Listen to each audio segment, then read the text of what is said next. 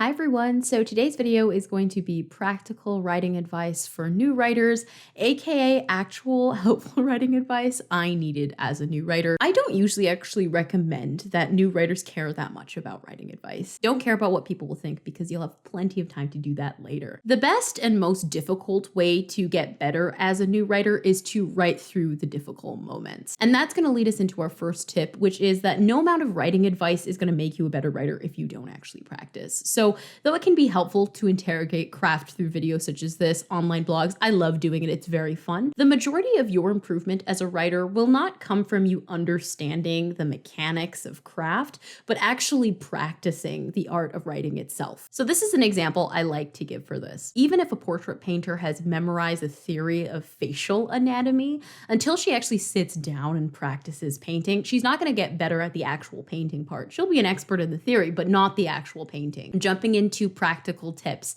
Number one is describing an abstraction is not the same thing as showing. So credit to my wonderful sister for having this beautiful conversation with me about this, because this is something the both of us have been trying to crack in our writing for so long, and I think she finally did it. So first, let's define what is an abstraction. So an abstraction is an intangible word, and that can be a concept, an idea, emotions, or even feelings. Versus what is showing? So showing is to describe details rather than to summarize them, which would be telling. So what is describing an abstraction? So to describe an abstraction is to describe, usually through purple prose, an abstract quality, such as an emotion. So why is this a problem? Describing an abstraction can provide the illusion of showing through descriptive verbs, but does not concretely describe anything at all. You would get concrete descriptions in showing. So this is an example that comes from my actual work. I wrote this in 2015 for Fostered 3. In the pit of my stomach, I can feel a hot beat of anger flow through me at that. My emotions toward my mother worsening. So I want to look particularly at the phrase, I can feel a hot beat of anger flow through me. In this sentence, anger is the abstraction. Hot beat, on the other hand, is the description, and flow is the descriptive verb the writer hopes will conjure a vivid image in the reader's mind. So why is this not showing? Because I sure thought that this was showing when I wrote it. So in the sentence that I shared, no concrete image is actually being described. We don't actually see anything occur, but rather a feeling, which in this case is anger, is described to us. So what's the solution to describing an abstraction? So usually a sentence like the one that I mentioned above, I can feel a hot beat of anger flow through me, cannot be merely revised to show a concrete image, and that's because no image exists within it to begin with. Sentences like that often need to be deleted or replaced. But some actual solutions to this would be number one, just state the abstraction. Stating an abstraction just straight up, I was angry, instead of a hot beat of anger flows through me, is a cleaner way to tell. And remember, you are telling by describing an abstraction. It just kind of looks like showing. So I would prefer I was angry instead of anger ripped through me like a wildfire. Number two would be to look around this sentence. What is the context? So what happens around your moment of abstraction? Are the characters arguing? What are they saying? Is this how they usually speak? Can the narrator speak to the context? When describing emotions, a lot of people will recommend, instead of saying the emotion like I am angry, they will recommend you turn to body language. That means the sentence could turn into blood pounds behind my ears, I grit my teeth. So here, body language is described. There is no abstraction. But my caution here is that the sentence that replaces I can feel a hot beat of anger flow through me is not very specific. And it's also pretty unoriginal. How many books have you read where blood pounds behind the ears and someone is gritting their teeth? We also don't get a direct idea that she's angry, and that's because emotions in prose writing are usually signified through context, what is around the abstraction, and subtext, what is not being said. So I'm going to read a good example of telling an emotion while still being concretely descriptive. This was written by my sister for like a spin-off thing that we've been working on together, but she wrote this, and I think it's an excellent example of how you can still state emotion, so what people usually tell you not to do, but still have it be effective. So this is the excerpt. I didn't expect to feel so angry. He hadn't even flinched when he said mother aloud. I tried to dislocate as much of myself as I could from my mom after she'd left me to the wolves. I cut my hair with the sharp edge of a can as soon as it escaped from the truck they used to transport us to the vaccine trial centers. The dead ends fell into my lap like clumps of ash. Mom and I looked so similar, and I hated that. Everyone said we had the same features, that I was the younger her brought back to life. Brown, dull eyes, thick eyebrows she at least began plucking into skinny arches, our hair nearly black and blunted at the ends. So why does this excerpt work, in my opinion? Though the narrator tells her feelings, that she is angry right at the beginning, she also takes a moment to reflect on how that anger concretely manifests in her life. She does this through both context and subtext. So the context in this instance would be that Harrison and Reeve, who are the characters in this scene, are discussing mothers. Harrison is happy to talk about his mother, but Reeve doesn't like talking about her mother at all and is kind of amazed and angry that Harrison is okay even mentioning the word mother. The subtext, on the other hand, is that Reeve is so angry at her mother to the point where she cuts her hair as soon as she can so she can stop looking like her. So my third tip for how to get away from describing abstractions is to layer them in the text. So if you are going to describe an abstraction, layer it between showing, telling, and even reflection. So balancing multiple types of narrative reduces the purple prose or melodramatic effect that describing an abstraction can have.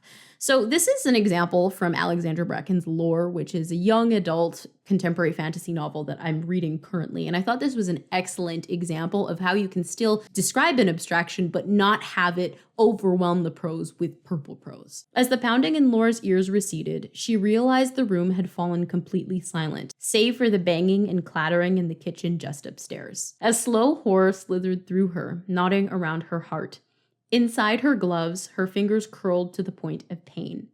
She hadn't just lost control. She'd slipped back into a part of herself she thought she'd killed years ago. So let's break down this excerpt. So number one, we get a couple of concrete details right off the bat on that first paragraph. Save for the banging and clattering in the kitchen just upstairs. It's banging and clattering in the kitchen. Then we get the description of an abstraction in the line, a slow horror slithered through her, knotting around her heart. So in this phrase, horror is the abstraction, knotting around her heart is the description, and the descriptive verb is slithered. But what Alexandra Bracken does really effectively is right after describing an abstraction, she bangs in more concrete details. So those would be inside her gloves, her fingers curled to the point of pain. So it's inside the gloves and her fingers are curling. That's pretty specific and that's really concrete. And then to end off this section, there's the phrase, which is reflection. She hadn't just lost control. She'd slipped back into a part of herself she thought she'd killed years ago.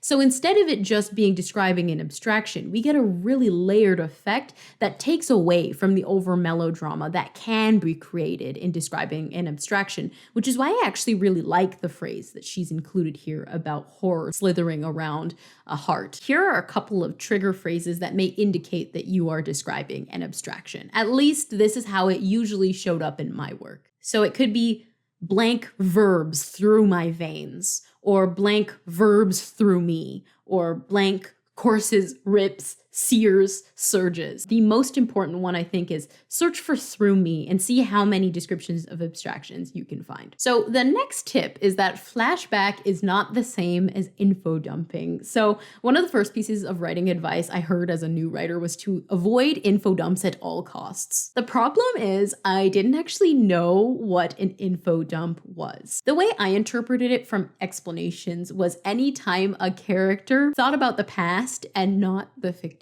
present. So basically anytime there was flashback. This is really untrue, and I spent multiple earlier books, hundreds of thousands of words, avoiding the flashback at all costs, despite its potential positive attributes to fiction, because I couldn't distinguish the difference between a flashback and an info dump. Here is a definition of flashback from Masterclass. In fiction, a flashback is a scene that takes place before a story begins. Flashbacks interrupt the chronological order of the main narrative to take a reader back in time to the past events in a character's life.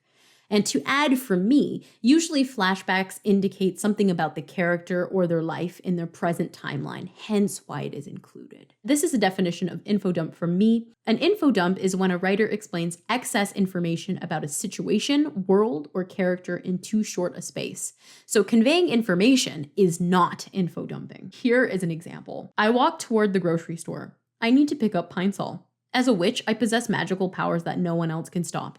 If I wanted to, I could zap a man dead just by thinking about it. My mother is also a witch. She was educated at a formal witch school where she graduated at the top of the class. She met my father in her Intro to Potions class, and they had their first date at a mom and pop's pizzeria. She was a great student, top of her class, and graduated with honors, which I bragged about to my friends when I was in elementary school. Now I'm a better witch than her. My magic comes in so many colors, but it's often green or blue and smells like raspberries.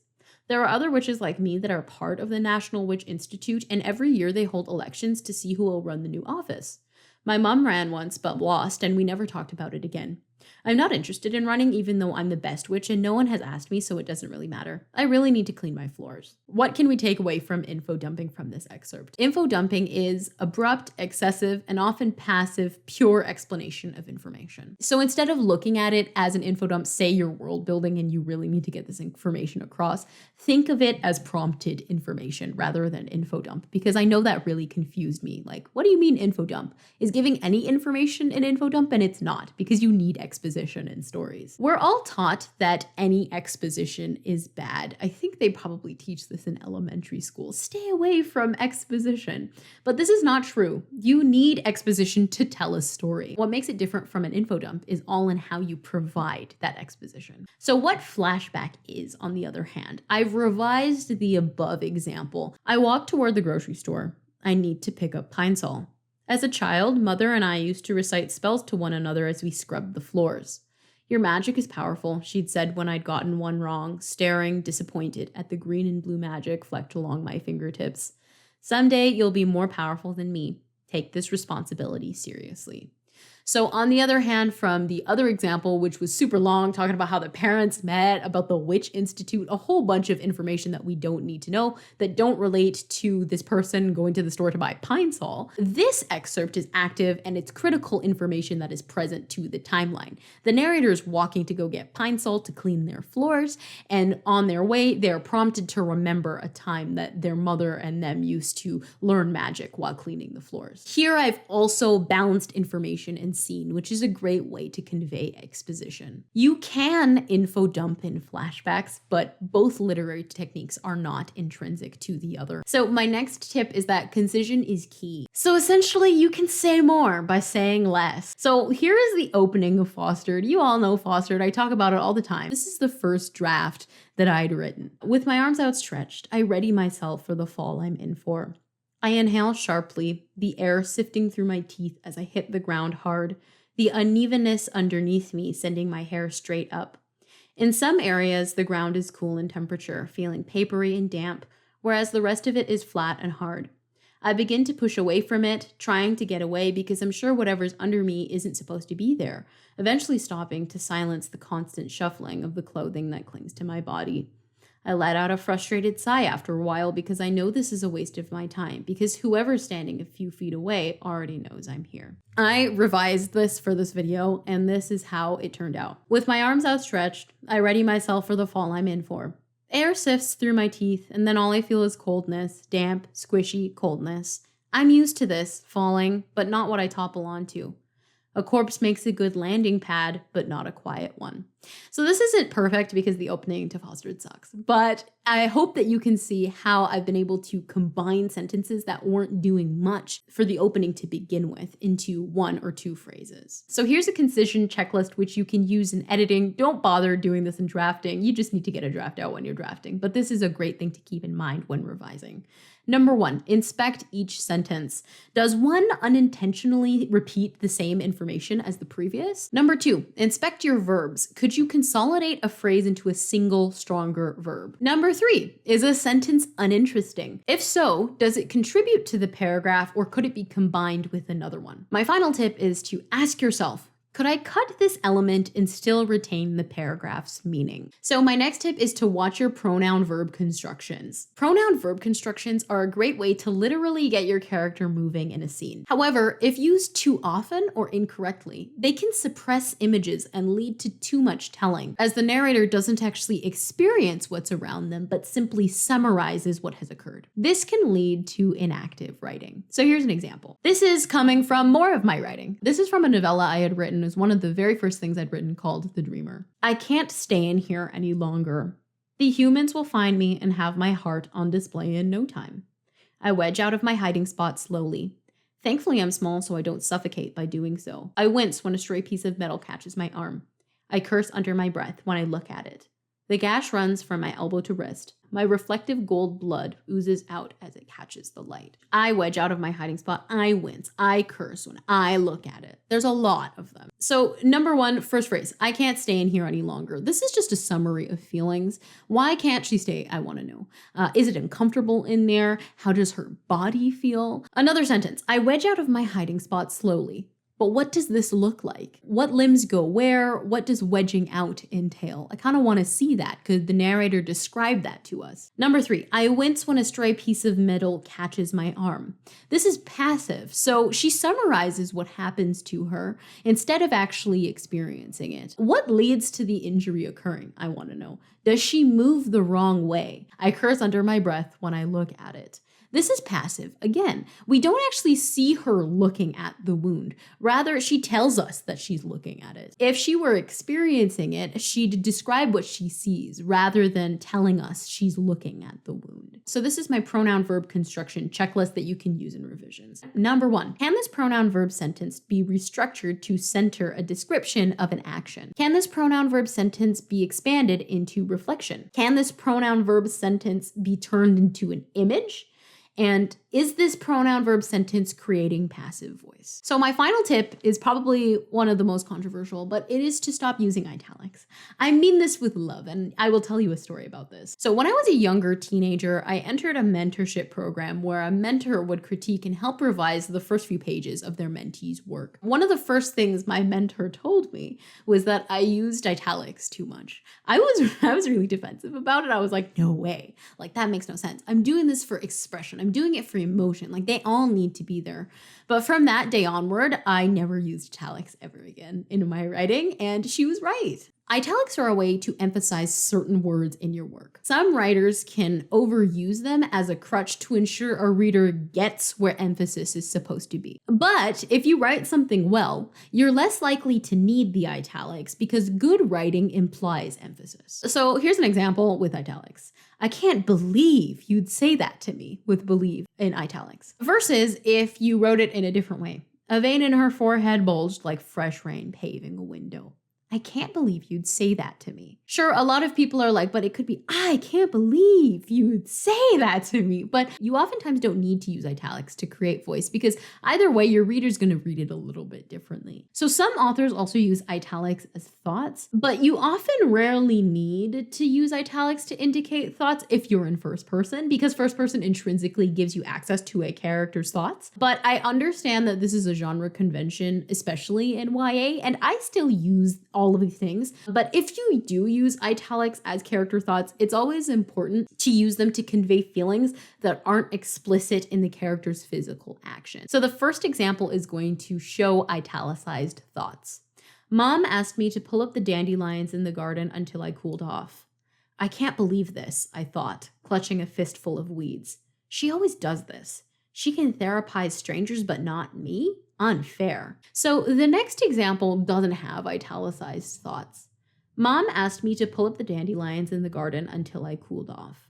She always did this, had me do a chore instead of engaging in conflict resolution as she'd recommend a patient do. Those are two examples. Neither is right or wrong. I recommend when you're starting out to reduce your use of italics because it can accidentally become a crutch. See what your writing looks like with and without italics. The more you learn to emphasize your writing through the writing itself rather than the formatting, the more you can implement italics in a more informed way. So that's going to be the end of today's video. I have a couple more tips that I couldn't include in this video because it was going to get too long. If you want to see a part 2, let me know. And if you have questions and you're a new writer or you just want to ask me a question for a part 2 of this video, let me know in the comments and I'd love to address those. For now, I hope this video was helpful and I will see you in another one. Bye.